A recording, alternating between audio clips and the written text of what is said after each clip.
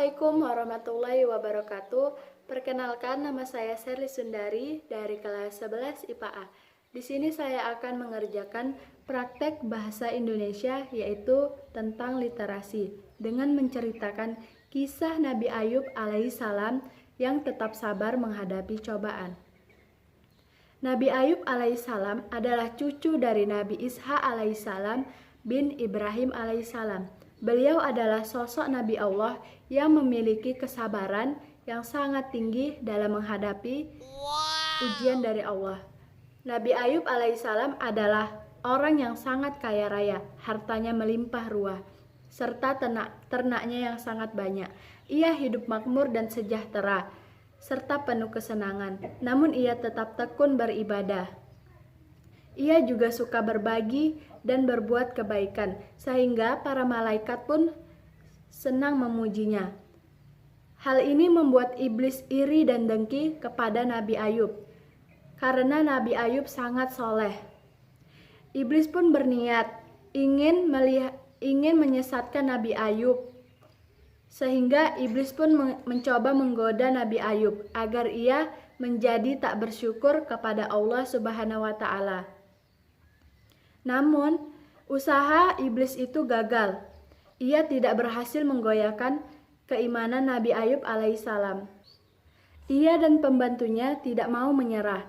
Ia mulai membunuh semua ternak dan merusak kebun Nabi Ayub, serta membakar semua harta benda yang dimiliki oleh Nabi Ayub alaihissalam. Namun Nabi Ayub dan anak istrinya tidak merasa goyah akan hal tersebut. Nabi Ayub dan anak istrinya tetap rajin beribadah dan tidak mengeluh. Iblis pun menggoyang-goyangkan tiang rumah Nabi Ayub, sehingga membuat anak Nabi Ayub meninggal karena ulah iblis tersebut.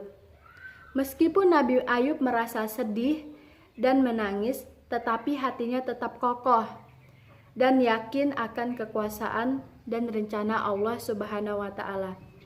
Iblis pun merasa gagal, lalu dia mencoba lagi. Dia tidak patah semangat. Iblis pun menaburkan penyakit kulit kepada Nabi Ayub yang sangat menjijikan.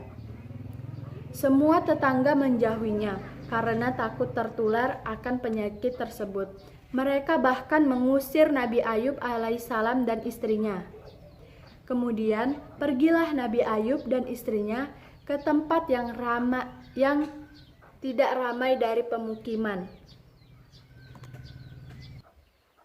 Penyakit Nabi Ayub pun sudah bertahun-tahun lamanya tidak sembuh. Namun Nabi Ayub tetap sabar menghadapi cobaan dari Allah Subhanahu wa Ta'ala.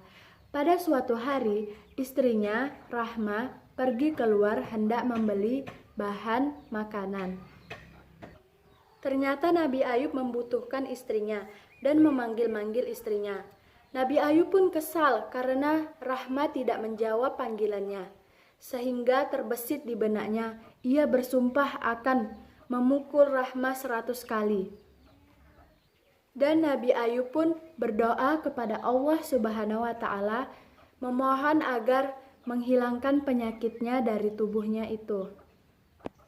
Lalu Allah Subhanahu wa Ta'ala pun memerintahkan Nabi Ayub untuk menghentakkan kakinya di tanah, sehingga dari tanah tersebut keluarlah air yang sangat sejuk dan segar. Dengan air tersebut Nabi Ayub pun membersihkan dirinya, dan seketika itu penyakit Nabi Ayub sembuh dan dia pun kembali seperti biasa. Mukanya kembali mulus dan bercahaya serta nampak berwibawa. Kemudian tak lama kemudian Rahma pun datang. Dia sangat terkejut melihat suaminya yang sudah sembuh, bebas dari penyakit. Lalu ia meminta maaf kepada Nabi Ayub karena ia telah hampir kehilangan kesabaran dalam merawat Nabi Ayub yang sakit. Nabi Ayub memaafkannya dan bercerita, ia sudah terlanjur bersumpah untuk memukul Rahma 100 kali. Ia pun bingung karena dia tidak tega untuk menyakiti istrinya yang sangat setia itu. Akhirnya turunlah perintah Allah Subhanahu wa Ta'ala untuk mengambil 100 helai rumput dan mengikatkannya, lalu memukul ke tubuh Rahmah 1 kali dengan pelan.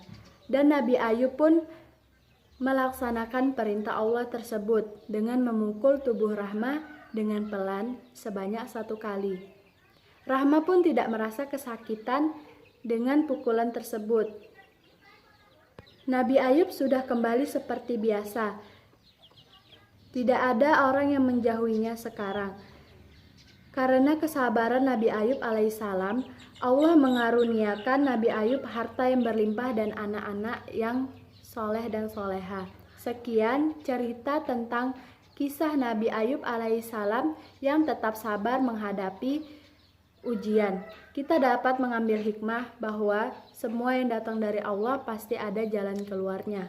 Maka kita harus tetap sabar menghadapi cobaan yang datangnya dari Allah Subhanahu wa Ta'ala.